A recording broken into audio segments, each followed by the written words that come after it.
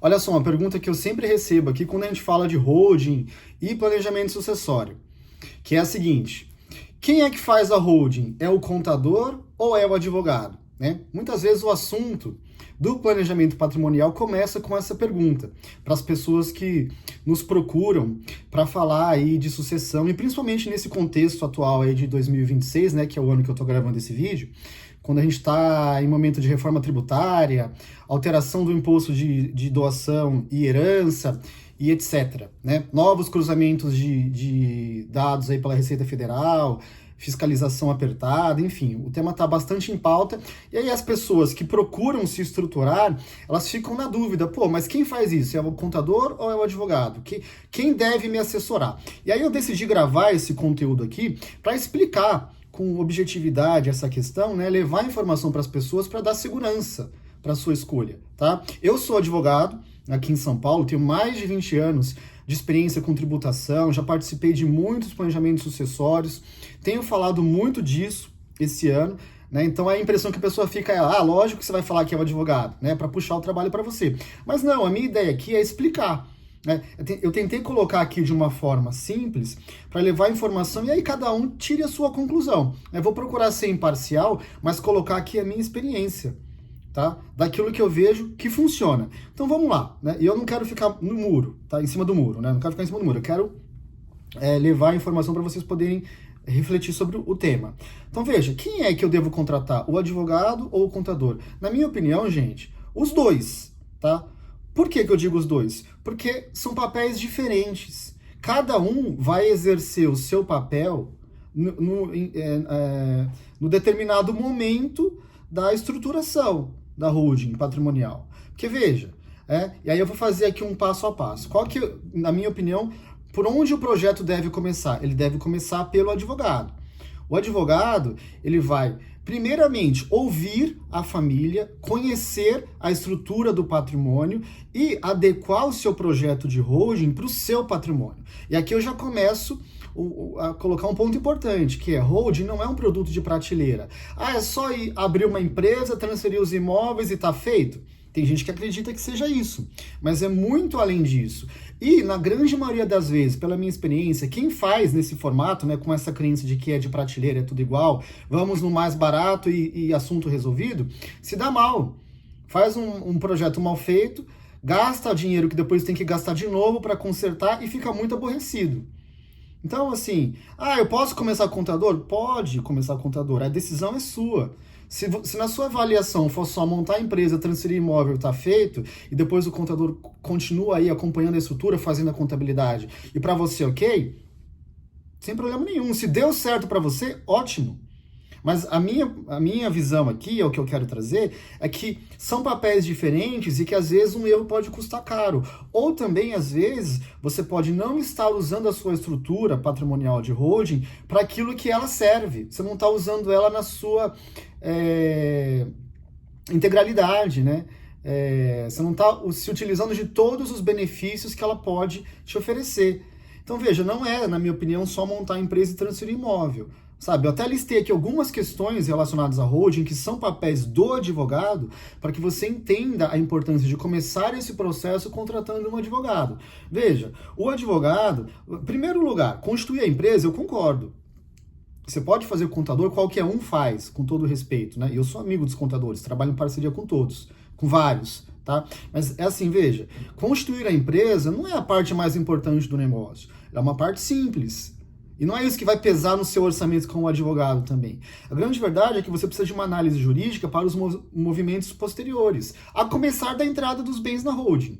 Vou dar um exemplo. O ITBI está agora em julgamento previsto para acontecer em março de 2026, né, que é o tema 1348, onde se analisará a incidência ou não, né, é uma análise de imunidade do ITBI na entrada dos imóveis na holding, mesmo para aquelas empresas que tenham como objeto social a atividade imobiliária.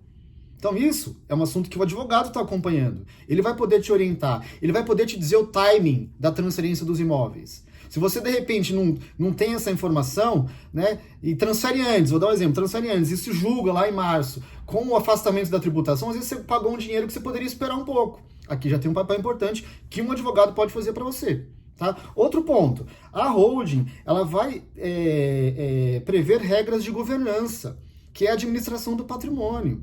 Essa assessoria cabe a um advogado te colocar as opções e riscos e efeitos, né, e consequências. Isso é uma discussão que tem que acontecer no decorrer da montagem da estrutura.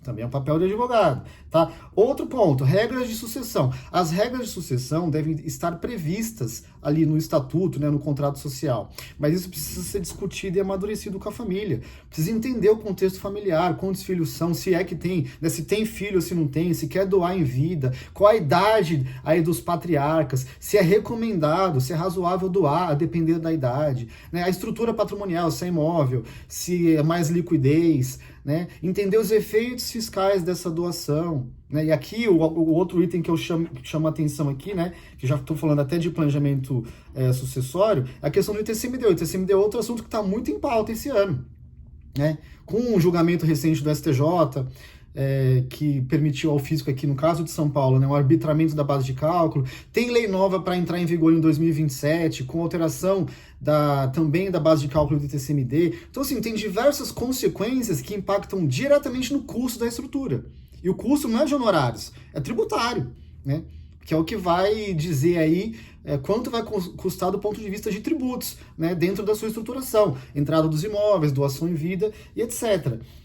Outra questão importante que o advogado olha é a questão da utilização futura da holding, né? Por exemplo, você tem uma estrutura patrimonial, vale a pena transferir tudo? Às vezes você tem um imóvel na pessoa física que foi adquirido há muitos anos, que vender pela pessoa física é mais barato do que vender pela holding. Eu já cansei de ver aqui gente que transferiu imóvel para holding que não deveria ter transferido, porque não analisou corretamente e não fez conta. Né? Outro exemplo, eu entro com um pedido de não incidência do ITBI, monto a minha holding sem objeto social de atividade imobiliária e depois quero vender o imóvel lá, e aí a pessoa não percebe que possivelmente ela vai estar sujeita à apuração de um ganho de capital na pessoa jurídica, pagando 34% e não os atuais 6,73% aí como receita operacional. Essa é uma análise que um advogado precisa fazer antes de transferir os imóveis, tá? Mais um ponto, né? Outra questão que também a gente discute muito, a questão dos agregados. Como é que fica aí? Meu filho é casado, regime de comunhão de bens, regime de separação de bens, consigo me proteger, consigo definir as regras no contrato social, consigo fazer doação com cláusula de reversão, isso funciona, isso não funciona, qual é o efeito futuro disso para os outros filhos? Tudo isso, gente, é assunto que um advogado vai discutir com a família no decorrer da estruturação de uma holding, que não acontece em uma semana. Isso é um processo. É um processo que precisa ser encaixado no caso específico da família. E por isso ele precisa de uma maturação, que vai das conversas ao alinhamento aí sobre o que fazer dentro da estrutura patrimonial da família. Então veja, né, eu coloquei aqui toda essa primeira parte que, na minha opinião, ela precisa ter a participação de um advogado.